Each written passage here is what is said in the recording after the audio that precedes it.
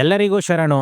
ನಮ್ಮ ಸಿ.ಎಂ. ಸಿದ್ದರಾಮಯ್ಯನವರು ಮಾತೆತ್ತಿದ್ರೆ ನಾನೇ ಸಿ.ಎಮ್ಮು, ನಾನೇ ಸಿ.ಎಮ್ಮು. ನಾಳೆಗೂ ನಾನೇ ಸಿ.ಎಮ್ಮು, ನಾಳಿದ್ಗೂ ನಾನೇ ಸಿ.ಎಮ್ಮು. ಇದೇ ರೀತಿ ಕಾಲ ಕಳೀತಾ ಇದ್ದಾರೆ. ನೋಡಿ ಸಿದ್ದರಾಮಯ್ಯನವರೇ, ಎಲ್ರಿಗೂ ತಿಳಿದಿದೆ, ನೀವು ಈ ಬಾರಿ ಮುಖ್ಯಮಂತ್ರಿ ಆಗಿರೋದು ಕೆಲಸ ಮಾಡೋದಕ್ಕಲ್ಲ, ದಾಖಲೆ ಮಾಡೋದಕ್ಕೆ. ಏನು ದೇವರಾಜ ಅರಸು ಅವರ ದಾಖಲೆ ಇದೆ, ಅದನ್ನ ಮುರಿಬೇಕು.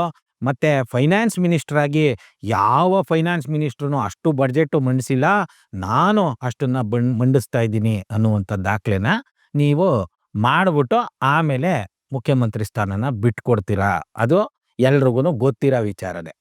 ಅದನ್ನ ನೀವು ಪದೇ ಪದೇ ಬೇರೆ ಬೇರೆ ವಿಚಾರಗಳನ್ನ ಡೈವರ್ಟ್ ಮಾಡೋದಕ್ಕೆ ಬಳಸ್ತಾ ಇರೋದು ನಿಜವಾಗ್ಲೂ ಇದೊಂದು ಬಾಯಿ ಚಪಲ ಅಂತಾನೆ ಹೇಳ್ಬೇಕು. ಯಾಕೆ ಬಾಯಿ ಚಪಲ ಅಂತ ಹೇಳ್ತೀವಿ ಅಂತಂದ್ರೆ, ನೋಡಿ, ಈ ಒಂದು ಒಕ್ಕೂಟ ಸರ್ಕಾರ ಕರ್ನಾಟಕದ ಮೇಲೆ, ಬರೀ ಕರ್ನಾಟಕ ಅಲ್ಲ, ರಾಜ್ಯಗಳ ಅಧಿಕಾರದ ಮೇಲೆ ಸಾಕಷ್ಟು ದಾಳಿನ ನಡೆಸ್ತಾ ಇದೆ.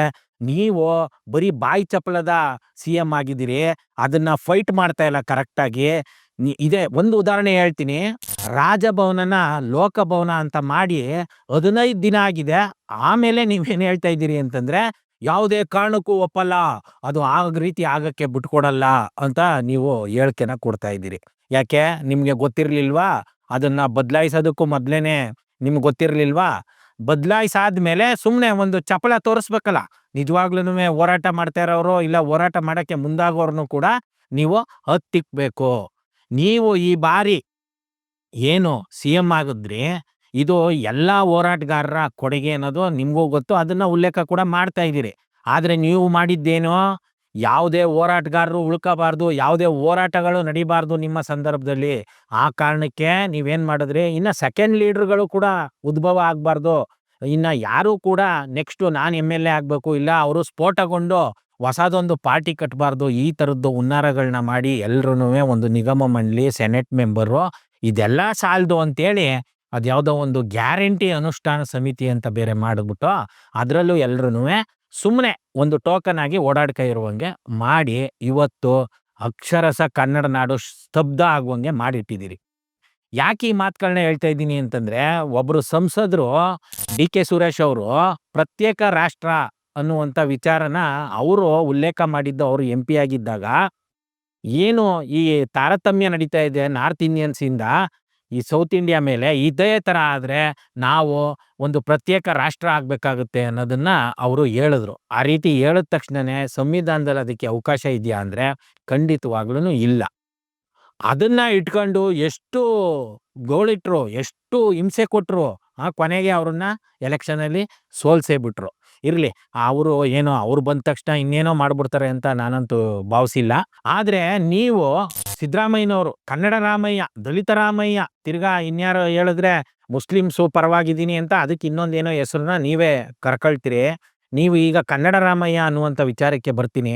ಒಬ್ರು ನಿಮ್ಮ ಪಕ್ಷದ ಎಮ್.ಎಲ್.ಎನೇ ರಾಜು ಕಾಗೆ ಅನ್ನುವಂಥವ್ರು ಸೀನಿಯರ್ ಇದ್ದಾರೆ. ಅವರು ಪದೇ ಪದೇ ಪ್ರತ್ಯೇಕ ರಾಜ್ಯ, ಪ್ರತ್ಯೇಕ ರಾಜ್ಯ, ಉತ್ತರ ಕರ್ನಾಟಕ ಪ್ರತ್ಯೇಕ ರಾಜ್ಯ ಅಂತ ಮಾತಾಡ್ತಾ ಇದ್ದಾರೆ. ಅದಕ್ಕೆ ಉಪ್ಪಾಕುವಂಗೆ ಆ ಒಂದು ಮನೆಯಾಳ, ಕನ್ನಡ ನಾಡಾಳ ಯತ್ನಾಳ್ ಅನ್ನುವಂಥ ವ್ಯಕ್ತಿ, ಆತನು ಕೂಡ ಬಾಯಿಗೆ ಬಂದಂಗೆ ಮಾತಾಡ್ತಿದ್ದಾರೆ. ಇದ್ರ ಬಗ್ಗೆ ನೀವು ಒಂದು ಸ್ಟೇಟ್ಮೆಂಟು ಕೂಡ ಇಲ್ಲ, ಒಂದೇ ಒಂದು ಗದರುವಿಕೆನೂ ಕೂಡ ಇಲ್ಲ. ಯಾಕೆ ಇದನ್ನ ನಾವು ಒತ್ತಿ ಒತ್ತಿ ಹೇಳ್ತಾ ಇದ್ದೀವಿ ಅಂದ್ರೆ, ಸಂವಿಧಾನದ ಆರ್ಟಿಕಲ್ 3ರಲ್ಲಿ ಇದಕ್ಕೆ ಅವಕಾಶ ಇದೆ. ಅದೇ ನಾವು ಪ್ರತ್ಯೇಕ ರಾಷ್ಟ್ರ ಬೇಕು ಅಂತಂದ್ರೆ ಅದಕ್ಕೆ ಅವಕಾಶ ಇಲ್ಲ, ಆದ್ರೆ ಪ್ರತ್ಯೇಕ ರಾಜ್ಯಕ್ಕೆ ಅವಕಾಶ ಇದೆ.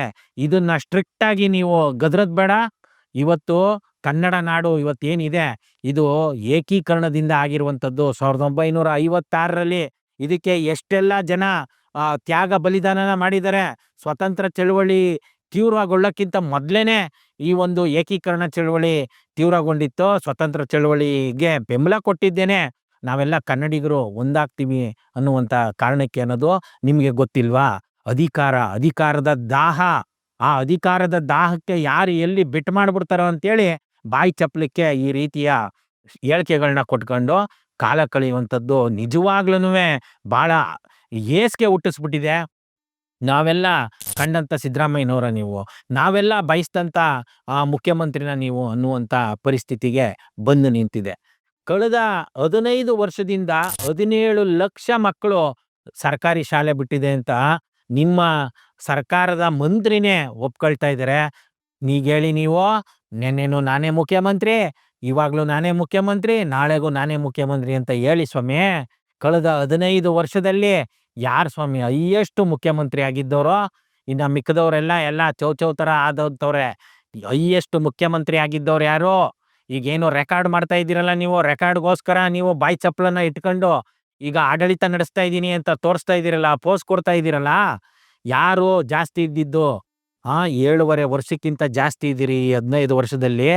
ಹೇಗೆ 17 ಲಕ್ಷ ಮಕ್ಕಳು ಸರ್ಕಾರಿ ಶಾಲೆನ ಬಿಟ್ರು? ನೀವು ಯಾವುದಾದ್ರೂ ಒಂದೇ ಒಂದು ಕಾನೂನನ್ನ ಮಾಡಿದ್ದೀರಾ?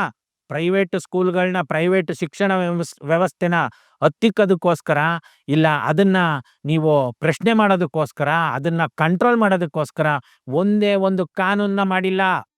ಅದ್ಯಾರೋ ರಮೇಶ್ ಕುಮಾರ್ ಅನ್ನೋಂಥವ್ರು ಇದ್ದಾಗ ಅವರು ಈ ಹಾಸ್ಪಿಟ್ಲ್ಗಳ ಬಗ್ಗೆ ಒಂದಷ್ಟು ಕಾನೂನನ್ನ ಮಾಡ್ತೀವಿ, ಪ್ರೈಸ್ ಲಿಸ್ಟನ್ನ ಹಾಕಬೇಕು, ಈ ಥರದ್ದೆಲ್ಲ ಮಾಡಿದ್ರು. ಅದಕ್ಕೆ ಒಂದಷ್ಟು ಡಾಕ್ಟ್ರುಗಳೆಲ್ಲ ವಿರೋಧ ವ್ಯಕ್ತಪಡಿಸಿ ಅದನ್ನ ಹಂಗೆ ಮೂಲೆ ಗುಂಪು ಮಾಡಿಬಿಟ್ರು. ಇವತ್ತು ನಿಮ್ಗೇನಾದರೂ ಹುಷಾರು ತಪ್ಪಿಬಿಟ್ರೆ ನಿಮಗೆಲ್ಲ ಹೈಟೆಕ್ ಆಸ್ಪತ್ರೆ, ನಿಮ್ಮ ಮಕ್ಕಳು ಮೊಮ್ಮಕ್ಕಳೆಲ್ಲ ಎಲ್ಲರೂ ಎಲ್ಲೆಲ್ಲೋ ಫಾರಿನಲ್ಲಿ ಓದಬೇಕು. ಬಡವ್ರ ಮಕ್ಕಳು ಅಂತಲೇ ಅಲ್ಲ, ಈ ಕನ್ನಡ ನಾಡಿನ ಮಕ್ಕಳು ತಾರತಮ್ಯದಲ್ಲಿ ಓದಬೇಕಾ?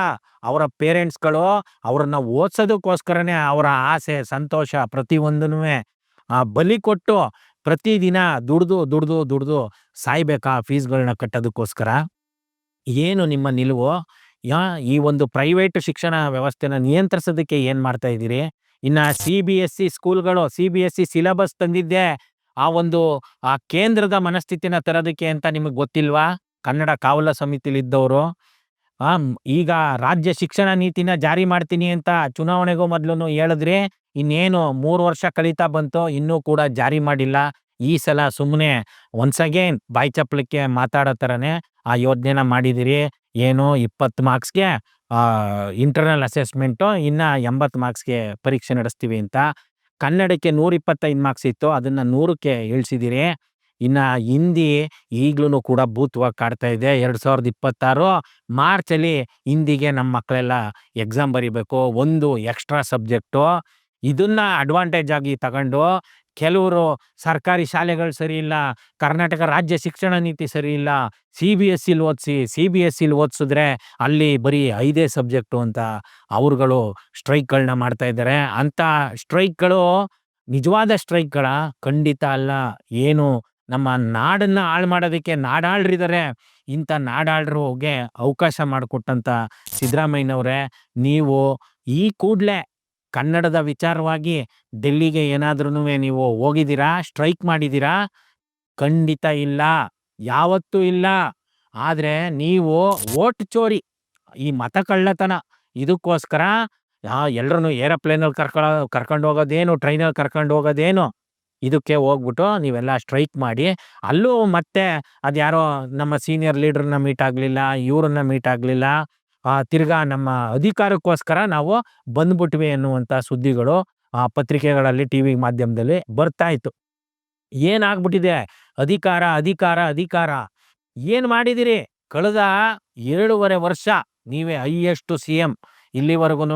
ಆಮೇಲೆ ಈಗೇನು ನೀವು ರೆಕಾರ್ಡ್ ಮಾಡಬೇಕು ಅಂತ ಇವಾಗ ಪಟ್ಟು ಹಿಡಿದು ಕೂತಿದ್ದೀರಿ. ನೀವು ರೆಕಾರ್ಡ್ ಮಾಡ್ತೀರಿ, ತಿರ್ಗಾ ಯಾವುದೋ ಒಂದು ಬಡ್ಜೆಟ್ ಮಂಡಿಸೋದ್ರಲ್ಲಿ ರೆಕಾರ್ಡ್ ಮಾಡಬೇಕು ಅಂದ್ಕೊಂಡಿದ್ದೀರಿ, ಆ ರೆಕಾರ್ಡನ್ನು ಕೂಡ ಮಾಡ್ತೀರಿ. ಇದರಿಂದ ಕನ್ನಡ ನಾಡು ನುಡಿ ಮತ್ತು ಎಲ್ಲ ರೀತಿಯ ಸಮಾನತೆಗೆ ಎಷ್ಟು ಪರಿಣಾಮಕಾರಿಯಾಗಿ ಕೊಡುಗೆ ಸಿಕ್ಕಿದೆ ಅಂತ ಅಳತೆಗೋಲು ಯಾವುದು ಸ್ವಾಮಿ? ಅಳತೆಗೋಲು ನೀವು ಹೇಳ್ತಿರಲ್ಲ, ಅಹಿಂದ ಹಿಂದೂ ಜಾತ್ಯತೀತ, ಇದೆಲ್ಲ ಅಳತೆಗೋಲು. ಸರ್ಕಾರಿ ಸ್ಕೂಲ್ಗಳು, ಸರ್ಕಾರಿ ಆಸ್ಪತ್ರೆಗಳು ಅಂದ ತಕ್ಷಣ ಏನು ದೊಡ್ಡ ದೊಡ್ಡ ಬಿಲ್ಡಿಂಗು ಕಮಿಷನ್ ಹೊಡೆಯೋದಕ್ಕೆ ಎಕ್ವಿಪ್ಮೆಂಟ್ಗಳಿಗೆ ಕೋಟ್ಯಾಂತರ ರೂಪಾಯಿ ಕೊಟ್ಟಿದ್ದೀವಿ, ಇದನ್ನೆಲ್ಲ ಹೇಳ್ತಿರಲ್ಲ. ಅಪಾಯಿಂಟ್ಮೆಂಟ್ಗಳನ್ನ ಎಲ್ಲಿ ಮಾಡಿದಿರಿ? ಧಾರವಾಡದಲ್ಲಿ ಒಂದು ಹೆಣ್ಣು ಮಗು ಟ್ರೈನ್ಗೆ ಸಿಗಾಕೊಳ್ತು, ಅದ್ರ ಬಗ್ಗೆ ನಿಮ್ಮ ಪ್ರತಿಕ್ರಿಯೆ ಇಲ್ಲ. ಅಲ್ಲಿ ಧಾರವಾಡ ಇರ್ಬೋದು, ರಾಜ್ಯದ ಬೇರೆ ಬೇರೆ ಕಡೆ ಇರ್ಬೋದು, ನಿಜವಾದ ಸಮಸ್ಯೆಗೆ ಯಾರು ದನಿ ಎತ್ತಾ ಇದ್ದಾರೆ ಅಂತ ಹೋರಾಟಗಾರರನ್ನ ಹತ್ತಿಕ್ತಾ ಇದ್ದಾರೆ. ಹೋರಾಟ ಮಾಡೋದಕ್ಕೆ ಅವಕಾಶ ಕೊಡ್ತಾ ಇಲ್ಲ. ಇಂಥದಕ್ಕೆ ಯಾವುದಕ್ಕೂ ಸ್ಪಂದಿಸ್ತೇನೆ ನೀವು ಸದನದಲ್ಲಿ ಬೇಕಾಬಿಟ್ಟಿ ಮಾತುಗಳನ್ನ ಆಡ್ಕೊಂಡು, ಅದಾದಮೇಲೆ ಈ ಒಕ್ಕೂಟ ಸರ್ಕಾರ ಏನು ಸಂವಿಧಾನ ವಿರೋಧವಾದಂಥ ಕೆಲಸಗಳನ್ನ ನಡ್ಕೊಳ್ತಾ ಇದೆ, ಅವನ್ನೆಲ್ಲ ಅಳವಡಿಸ್ಬಿಡೋದು. ಅಳವಡಿಸಾದ್ಮೇಲೆ ನೀವು ಇಲ್ಲ ನಾನು ಯಾವ ಕಾರಣಕ್ಕೂ ಬಿಡಲ್ಲ, ಇದು ಸಂವಿಧಾನ ವಿರೋಧಿ, ಸಂವಿಧಾನಕ್ಕೆ ಏನಾದರೂ ಆಗ್ಬಿಟ್ರೆ ರಕ್ತಪಾತ ನಡೆದ್ಬಿಡುತ್ತೆ, ಈ ಥರ ಬಾಯಿ ಚಪ್ಪಲದ ಮಾತುಗಳನ್ನ ಆಡ್ಕೊಂಡು ನೀವು ದಿನ ತುಂಬಿಸ್ತಾ ಇದ್ದೀರಾ. ಇದು ಜನ ಖಂಡಿತವಾಗ್ಲೂ ನಿಮ್ಮನ್ನ ಕ್ಷಮಿಸೋದಿಲ್ಲ. ನೀವು ಕಟ್ಟ ಕಡೆಯದಾಗಿ ಇನ್ನೇನು ಇಳಿದು ಹೋಗ್ಬಿಡ್ತೀರೋ, ಇಲ್ಲ ಫೆವಿಕಾಲ್ ಹಾಕೊಂಡು ಅಲ್ಲಿಗೆ ಅಂಟ್ಕೊಂಡಿರ್ತೀರೋ, ಇನ್ನು ಉಳಿದ ದಿನಗಳಾದ್ರೂನುವೆ ಕನ್ನಡ ನಾಡು ನುಡಿ ಮತ್ತು ಎಲ್ಲ ರೀತಿಯ ಸಮಾನತೆ ಬೆಳೆಸೋದಕ್ಕೋಸ್ಕರ ನಿಜವಾದ ಕೆಲಸಗಳನ್ನ ಮಾಡಿ ಈ ಬಾಯಿ ಚಪ್ಪಲನ್ನ ಬಿಡಿ ಅಂತ ಈ ಮೂಲಕ ನಿಮ್ಮಲ್ಲಿ ಕಳಕಳಿಯ ಮನವಿ ಮಾಡ್ತಾ ಇದ್ದೀವಿ. ಶರಣು. Thank you.